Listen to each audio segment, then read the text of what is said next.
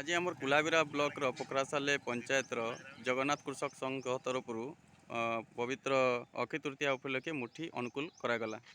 से विषय आमर जगन्नाथ कृषक संघ सभापति परिचय देकी किछि कहबे। मु जगन्नाथ कृषक संगठन पोखरासालेर सभापति। आज 2022 मसीहा 3 तारीख यही दिन में आमर पवित्र अक्षय तृतीया। आज यही दिन चाषीर यही धान मुठी नेबार अनुकूल हुए आज आउ से दिन आसी पहुँची। से आज आमर फड़ंगाडीही ग्राम आमर कृषक संगठन पहुँची आज ये धान मुठी अनुकूल आरंभ करी।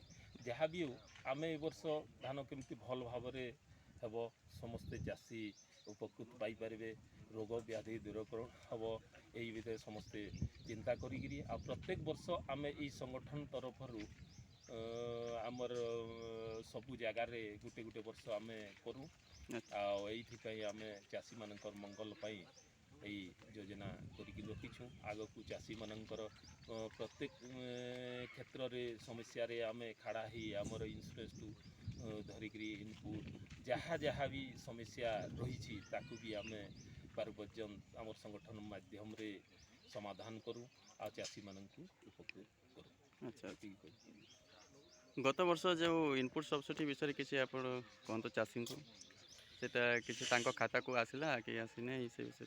गत वर्ष प्रकृति रे धरिबा को गले धान पूरा संपूर्ण भाव क्षति होता जहाँ भी होता यही आमर बाहाल जमी उपरे किछि किछि होता किंतु बाहाल जमी कम रही था। यही आमर प्रत्येक चाषी ठू आमर इनपुट सहायता पाई फॉर्म भी आवेदन सरी जाता।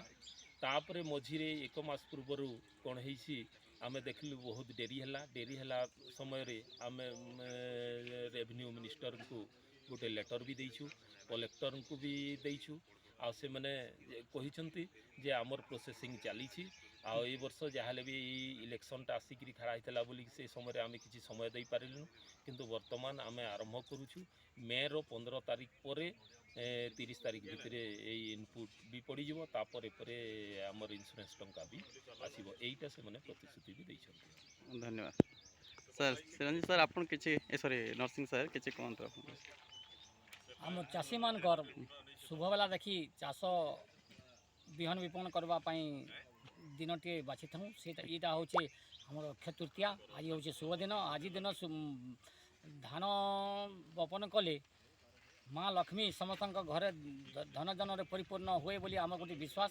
आम दिन समस्ते मिलमिशि अक्षय तृतीया दिन धान बपन कर। धन्यवाद।